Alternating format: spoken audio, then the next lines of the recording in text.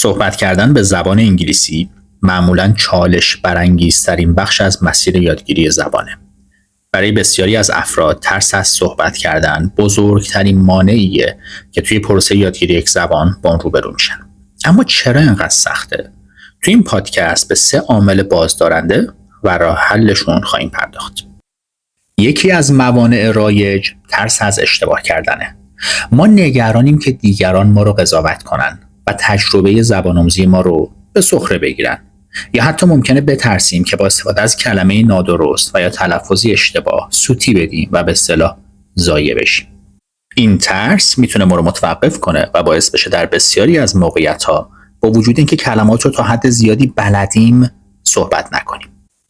اما حقیقت اینه که همه اشتباه میکنن، حتی در زبان مادری. برای هممون اتفاق افتاده که تو زبان مادریمون توپق زدیم یا به اصطلاح سوتی دادیم. خب به چی میخوایم برسیم؟ به اینکه این اشتباهات بخش مهمی از یادگیری هستن. نکته کلیدی اینه که ما باید ذهنیت خودمون رو تغییر بدیم و اشتباهات رو نه به عنوان شکست بلکه به عنوان فرصت‌هایی برای بهبود ببینیم. هر اشتباه یک درسه و ما رو یک قدم به تسلط نزدیکتر میکنه. مانع شماره 2، کمبود واژگان. گاهی اوقات خودمون رو تو موقعیتایی میبینیم که میدونیم چی میخوایم بگیم اما واژگان لازم رو نداریم.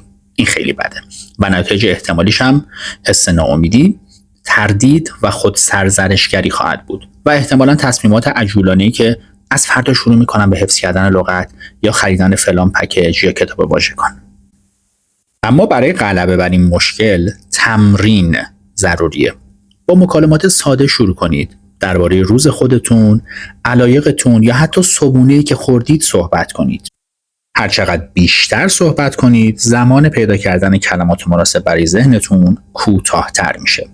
یادتون نره استفاده از حرکات دست یا همون بادی لنگویج میتونه کمک کننده باشه. علاوه بر این، از استفاده از کلمات ساده برای بیان منظورتون نترسین. مهم اینه که مکالمه رو بتونین ادامه بدین. مانع سوم، کمبود اعتماد به نفس. خیلی از ماها ممکنه حس کنیم که لهجه‌مون خیلی جذاب نیست یا شبیه انگلیسی‌ها حرف نمیزنیم. اما یادتون باشه که انگلیسی یک زبان جهانیه که افرادی با ملیت‌های مختلف اون رو حرف میزنن. خود انگلیسی‌ها با اینکه یه نفر مثلا با بک‌گراند چینی بخواد انگلیسی صحبت کنه مشکلی ندارن. خب طبیعتاً شما هم باش مشکلی نداشته باش.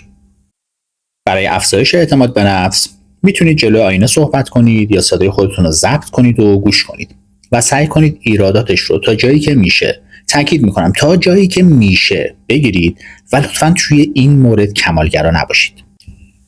مشخصاً شرکت کردن توی کلاس هم فرصت خوبی برای تمرین تحت نظارت براتون ایجاد میکنه. یادتون نره هر چقدر بیشتر تمرین کنید اعتماد به نفس بیشتری خواهید داشت. صحبت پایانی. یادگیری صحبت کردن به زبان انگلیسی یک سفره و مثل هر سفری چالش‌های خودش رو داره. اما با پشت کار، تمرین و ذهنیت مثبت این موانع رو میشه پشت سر گذاشت. بنابراین از صحبت کردن نترسید، اشتباهات خودتون رو بپذیرید، دایره واژگان خودتون رو تقویت کنید و از همه مهمتر به خودتون ایمان داشته باشید. صدای شما مهمه. اجازه بدید شنیده بشه.